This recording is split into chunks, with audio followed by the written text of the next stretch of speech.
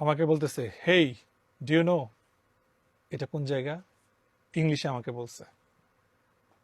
তাই মনে হয় যে না, আমি জানি না। তো বললো যে জানার কথা না। আমার বলতেছে জানার কথা না। তারপর উনি এইভাবে বসে বসে আমাকে বলতেছে, ক্যান্সার চিনেন তো না? ধরেন পায়ের মধ্যে ধরেন ক্যান্সার হইলো, তখন আমরা কি করি? ধরেন আপনার এখানে ক্যান্সার হইলো, আমরা তখন কি করি? পাটা কেটে ফেলে দিই, তাই না? ওনাদেরকে দেখে আমার বেশ কয়েকজনকে মনে হয়েছে তারা বাংলাদেশি না, কারণ তাদের অ্যাকসেন্ট, বডি ল্যাঙ্গুয়েজ, আমাদের বাংলাদেশিদের ফিগার তো আমরা জানি কিরকম। তো এক একজনকে পরিচয় দিচ্ছিল, মানে তাদের মানে এক একজনের আইডেন্টিটিটা এইভাবে ওনারা বলতেছিল যে আমি এতটা এনকাউন্টার করছি। একজন বলতেছে, প্রথম যে বলছে, আহ, আপনি আমার চিনেন চিনেন না এখনো পর্যন্ত, কিন্তু এখন চিনবেন। এই হাত দিয়ে 157 জনকে এনকাউন্টার করছি, এভাবে দেখাচ্ছে। 157 জনকে এনকাউন্টার করছি। আরেকজন বলতেছে 154 স্যার।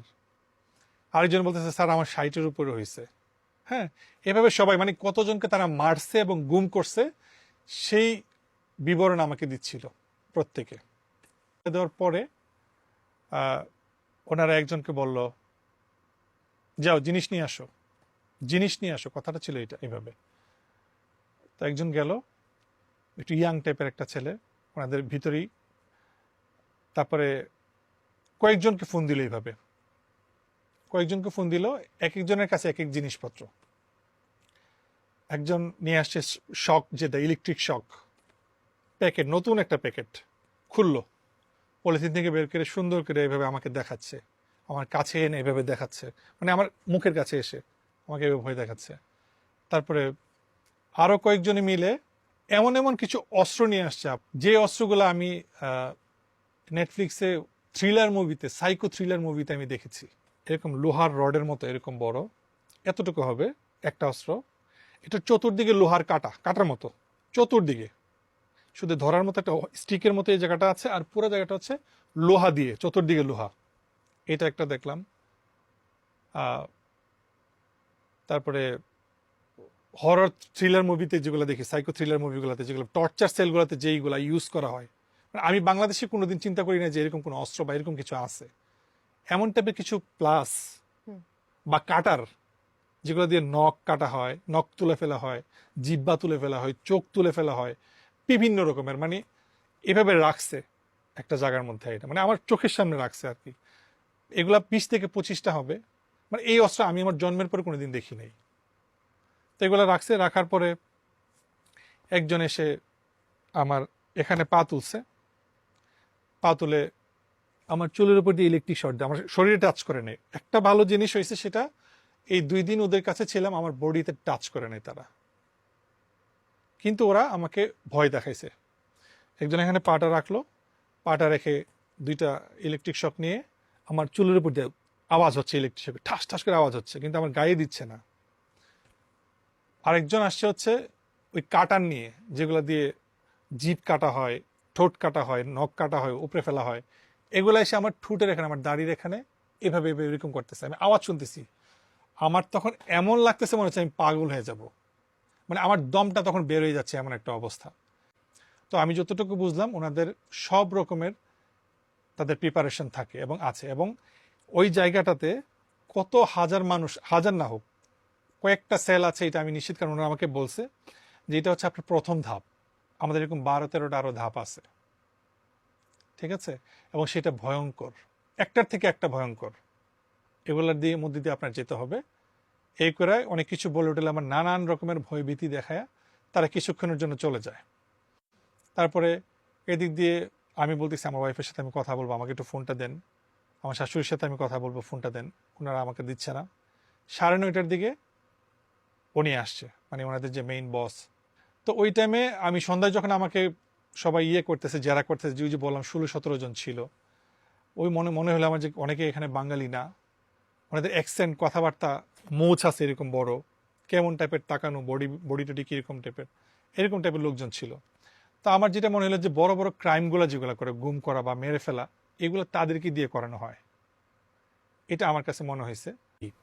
তো ওনারা তখন বলছে যে এখানে যারা আসে তারা আর ফেরত যায় না। হ্যাঁ, আপনি কি জন্য আসছেন সেটা জানি না। তো বলছে যে আল্লাহ আল্লাহ করেন, যদি ভাগ্য ভালো হয় তাও 9 দিন, 7 দিন বা 1 মাস, মানে আমি ব্যাক করার আর কি, মানে বাসায় যেতে পারবো, আর নাইলে আর ব্যাক করবেন না করি। বলছে শরীরটা দেখতেছেন না, 6 ফিট শরীর, উনি অনেক লম্বা, যে শরীরটা দেখতেছে এই শরীর অনুযায়ী পিটাই। তারপর বলতেছে যে এটা তো আপনার একটা মানে এটা হলো আপনার অভ্যর্থনা কক্ষ, আমরা বলতেছে এটা। বলছে এখানে এমন এমন রুম আছে যে রুম আপনি দেখলে আপনি নিজেই সেন্সলেস হয়ে যাবেন, মানে আমাকে এমন ভাবে উনি কথা বলতেছে। এবং এটা শুধু গল্প না, খুশ গল্প না, এটা আসলেই আছে এখানে।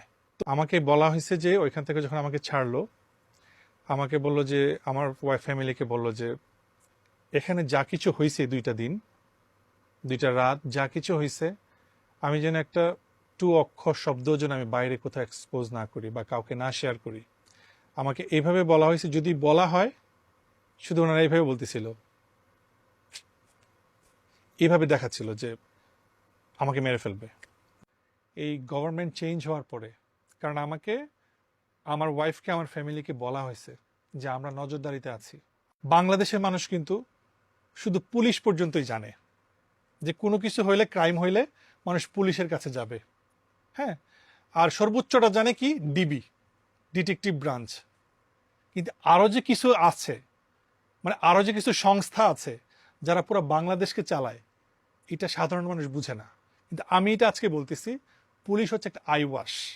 চোর চোর তাদেরকে ধরার জন্য পুলিশ, হ্যাঁ, সর্বোচ্চ ডিবি যেগুলো হচ্ছে নর্মাল যে ইনভেস্টিগেশনগুলো করে।